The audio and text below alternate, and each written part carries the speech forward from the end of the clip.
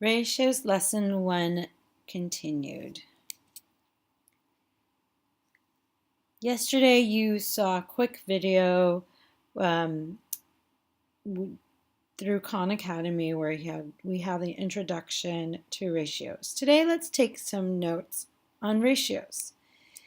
You should have been given a paper with a Cornell Notes format so that you can take your notes. So what is a ratio? A ratio is an ordered pair of numbers which are not both zero. So what this actually means is that both the numbers of your ratios cannot be zero. Okay, you can have one zero, but not both numbers be zero. So if you need to pause to write down the definition of a ratio, please do so now. What are different ways ratios can appear or be represented? There are different ways your ratios can be represented. First is A to B, which we did yesterday. Ones that you will learn soon is A over B. Actually, you've already learned fractions, so that should look very familiar, and we will talk more about how that relates to a ratio. Or A colon B, like we've seen yesterday. So for example, 2 to 5 can be read as for every 2 non-school days in a week, there are 5 school days. Pause now if you need to write down the different ways that a ratio can be represented.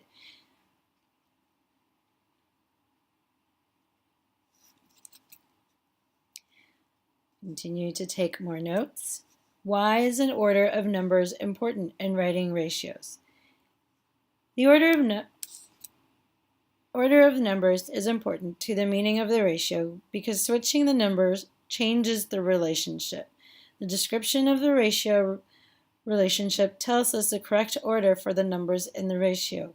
So kind of like yesterday's example, our ratio of the number of boys to girls looked very different from the number of girls to boys. Basically, your numbers were switched.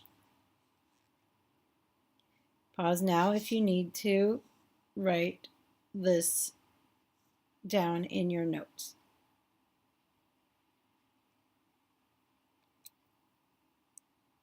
All right, so this part should look familiar, but this is just a quick run through if you did not get to this point of the video. Let's say there are 25 students in our class. So on page 2 of your ratios book, write down the ratios for the following data. So number 1 has been given to you as an example. So 20 students traveled out of state this summer. 20 students traveled out of state this summer, and we are comparing that to 25 students. Our ratio would be 20 to 25.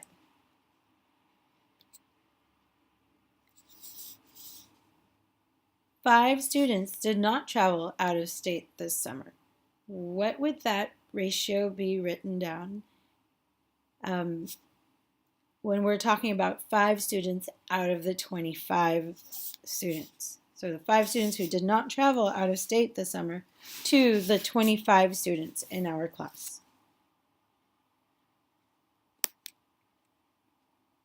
12 students have at least one sibling. What is the ratio of 12 students to the 25 students in our class? Or the 12 students that have at least one sibling out of the 25 students in our class. 13 students are an only child. So 13 students out of our 25 students. What would that look like as a ratio?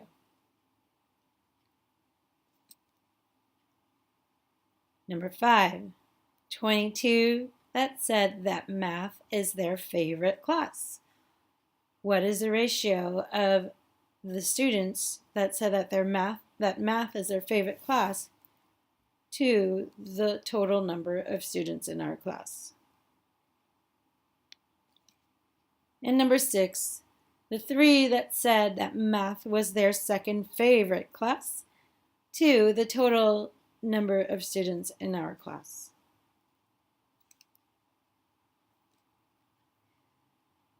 Moving on.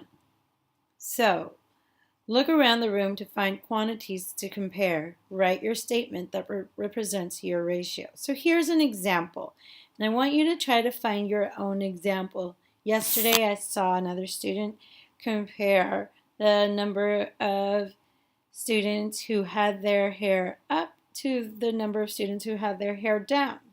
So you can choose to do a ratio that compares opposite items, so hair up compared to the students who have their hair down, or you can say the number of students out of our total number of students in our class, right? So be creative with your ratios. So here's my example. My own ratio compares 15 students wearing jeans to the 10 students not wearing jeans. So my ratio is 15 to 10. Another way I can write this is my 15 students wearing jeans to the 25 students in the class. Then that ratio would be 15 to 25. Okay. So if you need some time, pause your video so you can come up with your own examples. Exercise 2. So you are given 6 different ratios. Using your own words, describe a situation or context that could be represented by each of the ratio given. So for example, the first one says, using words, describe a ratio that represents each ratio below. Letter A says 1 to 12. That could mean for every 1 year, there are 12 months. Okay, so pause this video if you need to think through the other items, the 5 other ratios, so that you can come up with your own examples.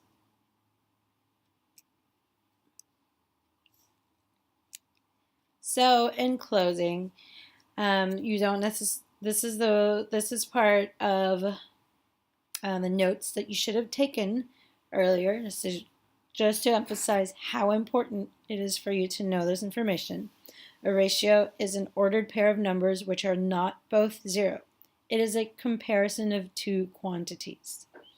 It is written as A to B, or A colon B, which is read as A to B. This can be read as for every A, there are B. Okay, so there's a different way. There are a number of different ways that you can read that, or a number of different ways that ratios are represented. And lastly, the order of the numbers is important to the meaning of the ratio because switching the numbers changes the relationships. The description of the ratio relationship tells us the correct order for the numbers in the ratio. All right. So, your next step. After this station, you will move on to problem solver station to complete problem set questions numbers 1 to 3. Whatever you don't finish is homework. So make the most out of your time at the problem solver station and write your name on the board if you have any questions. All right, good job, guys. Till next time.